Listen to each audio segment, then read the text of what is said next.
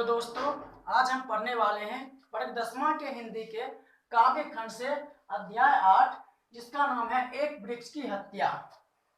हमारे पाठ का नाम है एक वृक्ष की हत्या, जो इन दिनों काव्य संग्रह से लिया गया है।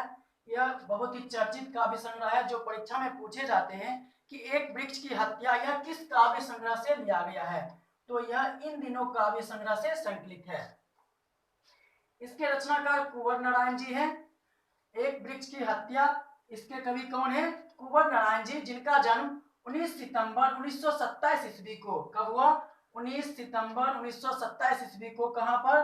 लखनऊ उत्तर प्रदेश में। कहां पर हुआ? लखनऊ उत्तर प्रदेश में।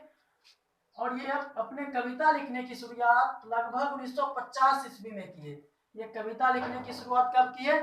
तो लगभग 1950 ईस्वी से।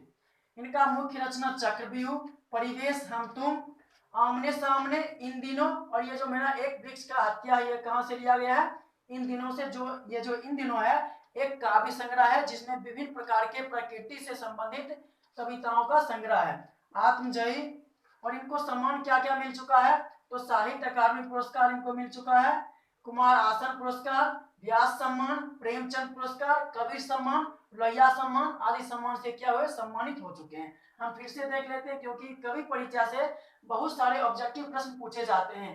तो हमारे पाठ का नाम है एक वृक्ष की हत्या, जो इन दिनों काव्य संग्रह से लिया गया है। बहुत ही अच्छा प्रश्न आ जाता है यहाँ से कि एक वृक्ष की हत्या किस काव्य संग्रह से संकलित है। तो एक वृक्ष की हत्या इन दिनों काव्य संग्रह से संकलित है। इसके कवि हैं कुंवर नारायण जी। एक वृक्ष की हत्या, इसके कवि कौन है? तो कुंवर नारायण जी, जिनका जन्म 19 सितंबर 1927 ईस्वी को लखनऊ उत्तर प्रदेश में हुआ। और इन्होंने अपनी कविता लिखने की शुरुआत लगभग 1950 ईस्वी से किए। और इनका मुख्य रचना चक्रव्यूह, परिवेश, हम तुम, आमने सामने, इन दिनों आदि चीज हैं। तो चलिए हम कविता के बारे में पढ़ते हैं। कविता में कवि क्या बताना चाहते हैं। तो सबसे पहले कवि कविता के बारे में कुछ अपने चर्चित मतलब अपना भाव व्यक्त किए हैं। इसमें सुनिए क्या कहना चाहते हैं कवि कि तुरंत काटे गए एक वृक्ष के बहाने पर्यावरण, मनुष्य और सभ्यता के विनाश की अंतर्व्यथा को अभिव्यक्त करती है। यह कविता आज के समय की अपरिहार्य चिंताओं और संवेदनाओं का रचनात्मक अभिलेख है। यह कविता कुंवर नारायण के कविता संग्रह इन दिनों से संकलित है। यानी कि पर्यावरण में जो हम वृक्ष को काटते हैं और इससे पर्यावरण में क्या हो रही है?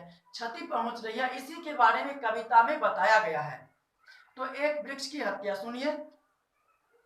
अब की घर लौटा तो देखा वह नहीं था, वही बूढ़ा चौकीदार जो हमेशा मिलता था घर के दरवाजे पर तैनात। कवि कहते हैं कि अब की बार मैं घर लौटा तो देखा वह नहीं है। कौन? वह बूढ़ा चौकीदार। यहाँ पर बूढ़ा चौकीदार कवि ने वृक्ष को कहा है, कवि ने पेड़ को कहा है। प्रश्न में पूछा जाता है कवि ने बूढ़ा चौकीदार किसे कहा है? तो कवि ने बूढ़ा चौकीदार वृक्ष को कहा है, जो उनके घर के आगे एक पेड़ लगी थी उनको कहा है। तो कहते हैं अब की बार घर लौटा, मतलब अब की घर लौटा तो देखा वह नहीं था, वही बूढ़ा चौकीदार वृक्ष जो हमेशा मिलता था घर के दरवाजे पर तैनात। जो हमेशा कहाँ मिलता था कवि को? तो घर के दरवाजे पर तैनात खड़े हुए मिलता था। पुराने चमड़ा का बना उसका शरीर, वही सख्त जान। कहते हैं उसका शरीर किससे बना था? पुराने चमड़ा का। यानी जो वृक्ष की छाल होती है उसी को यहाँ पर कवि ने चमड़ा के रूप में मानवीकृत किया है कि जो वृक्ष है वो बहुत ही पुराना है, उससे उसके छाल भी क्या हो गए हैं? बहुत ही पुराने हो गए हैं। इसलिए कवि ने चमड़ा का मानवीकृत करते हुए छाल के बारे में कहते हैं उसमें क्या है? पुराने चमड़ा का बना उसका शरीर, वही सख्त जान। उसमें क्या है? बहुत ही सख्त जान है। झुर्रियोंदार, खुरदरा तना, मैला कुचला। तना के बारे में कहते हैं झुर्रीदार है, पुराना वृक्ष है, क्या है? तो उनका तना क्या है? झुर्रीदार है, खुरदरा है, तथा वो क्या? वही मैला कुचला तना है। राइफल सी एक सूखी डाल, और कहते हैं पुराने वृक्ष में एक डाल जो है सूख गई है, और वह सूखी डाल ऐसे लगती है कि जैसे किसी हवलदार के हाथ में राइफल रखा हो। ऐसे लगता है कि जैसे किसी हवलदार के हाथ में राइफल हो, इसलिए कहते हैं राइफल सी सूखी एक डाल। एक पगड़ी फूल पत्तीदार, और कहते हैं वृक्ष में एक फूल पत्ता इस तरह से उगा है जैसे मान लो कोई राजा महाराजा अपने पगड़ी पहना हो। समझ रहे हैं कि एक वृक्ष में फूल पत्ती ऐसे लगा हुआ है, ऐसे झुर्रीदार है, मतलब सब क्या है, विशाल है कि उसको देखकर ऐसा लगता है कि कोई राजा महाराजा पगड़ी को पहना हुआ है। पाँव में फटा पुराना जूता, और जो जड़ें होती है, जड़ जो होती है इतना टाइट हो गया, मतलब कहते हैं इतना विशाल हो गया है कि जैसे मानो क्या है, वो जो पेड़ है, मतलब पेड़ है वो, उसका जड़ ऐसे हो गया है जैसे कोई मतलब पैरों में क्या है, फटा पुराना जूता पहना हुआ है। बात समझ रहे हैं?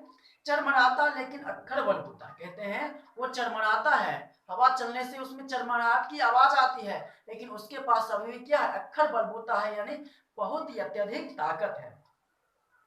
आगे सुनिए, कहते हैं धूप में बारिश में गर्मी में सर्दी में हमेशा चौकन्ना अपनी खाकी वर्दी में।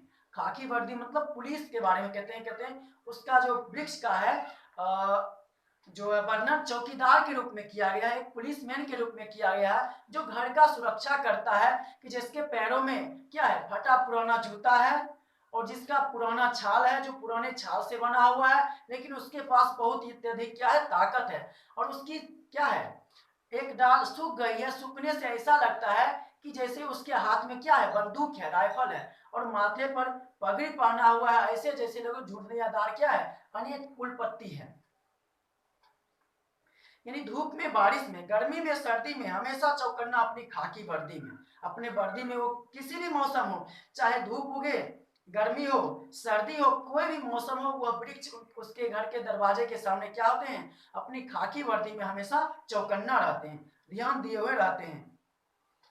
दूर से ही ललकारता कौन, मैं जवाब देता दोस्त। यहाँ से एक प्रश्न पूछा जाता है कि कवि और वृक्ष में क्या संवाद होता है, तो दूर से ही ललकारता, जब भी कभी अपने घर की ओर आते थे तो पेड़ दूर से ही ललकारता उनको कि कौन, तो कवि क्या जवाब देते हैं, कवि जवाब देते हैं मैं दोस्त। कवि क्या कहते हैं, मैं दोस्त। और यही क्या होती है, कवि और वृक्ष में संवाद होता है। और यह प्रश्न बहुत ही महत्वपूर्ण है कि कवि और वृक्ष में क्या संवाद होता है। तो क्या संवाद होता है कि जब भी कभी मतलब अपने घर की ओर आते हैं तो उसके घर के आगे पर लगे हुए वृक्ष दूर से ही ललकारता है कौन, और कवि क्या जवाब देते हैं कि मैं दोस्त। और पल भर को बैठ जाता उसकी ठंडी छांव में। यदि अधिक धूप से आए हो तो कवि क्या कहते हैं, बहुत गर्मी लग रही हो, अधिक धूप से आए हैं तो क्या है, पल भर के लिए, क्षण भर के लिए उस पेड़ के ठंडी छांव में क्या करते हैं, कवि बैठ जाते हैं। दरअसल शुरू से ही था हमारे अंदेशों में कहीं एक जानी दुश्मन, कहते हैं दरअसल वास्तव में कहीं से ही था हमारे जगहों पर, हमारे देशों में, इस देशों में क्या है, सदियों से, मतलब क्या है, जानी दुश्मन। अंदेशा मतलब होता है आशंका, यानी कहते हैं दरअसल हमारी इन जगहों पर, देश में, या कह सकते हैं हमारे परिवेशों में बहुत दिनों से हमें आशंका थी कि एक क्या है, जानी दुश्मन है जो हमारे वृक्ष को काट देगा। इसके बारे में कवि कहते हैं कि हमें सदियों से आशंका थी कि एक ना एक दिन इस वृक्ष को कोई ना कोई क्या करेगा, काट देगा, कहीं एक जानी दुश्मन। और इसी को क्या कवि ने कहा है, जानी दुश्मन, यानी जान के दुश्मन। अब कवि कहते हैं कि घर को बचाना है लुटेरों से, शहर को बचाना है नादिरों से, देश को बचाना है दुश्मनों से, उसके बाद बचाना है नदियों को नाला हो जाने से, हवा को धुआं हो जाने से, खाने को जहर हो जाने से।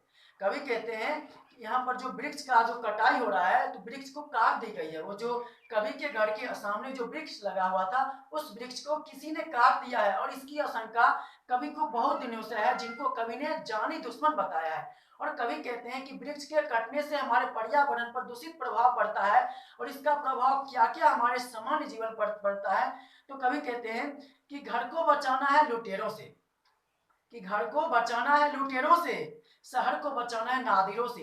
नादिर भी एक प्रकार का लुटेरा होता है, आक्रमणकारी लोग कहते हैं, जो शासन के द्वारा क्या करते हैं, शहरों पर शोषण करते हैं।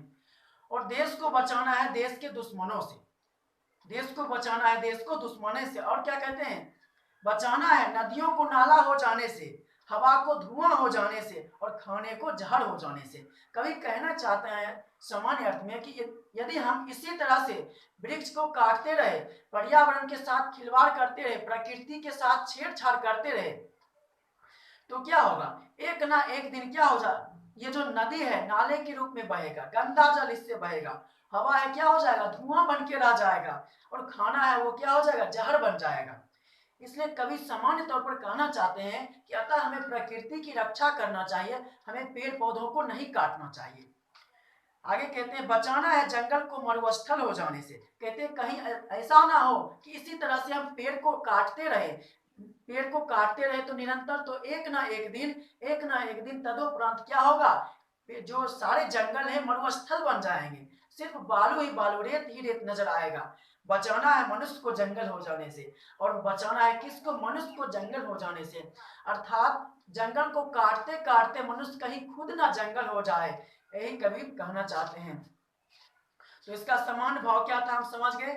इस कविता के माध्यम से एक वृक्ष की हत्या, इस कविता के माध्यम से कवि बताना चाहते हैं कि हमें प्रकृति के साथ खिलवाड़ नहीं करनी चाहिए, हमें प्रकृति के साथ किसी प्रकार का छेड़छाड़ नहीं करनी चाहिए, क्योंकि प्रकृति के साथ छेड़छाड़ करने से इसका उल्टा प्रभाव हमारे सामान्य जीवन पर पड़ता है, और कहीं ना कहीं क्या होती है, हमारी जो प्राकृतिक संपदा होती है वो बिगड़ती, दिन पर दिन बिगड़ती चली जाती है, और हमें इसका सामना करना पड़ता है। इसलिए कवि कहना चाहते हैं कि हमें बचाना है जंगल को मरुस्थल हो जाने से और मनुष्य को जंगली हो जाने से, कि कहीं मनुष्य जंगल को काटते काटते जंगल तो समाप्त हो जाए, उसके जगह पर मरुस्थल उग जाए, और मनुष्य पेड़ पौधा को काटते काटते खुद जंगली ना बन जाए। तो हमें उम्मीद है आप इस कविता के सामान्य अर्थ को समझ गए होंगे। यदि आपको फिर भी समझने में कोई समस्या हो रही हो तो हमें कमेंट करके पूछ सकते हैं।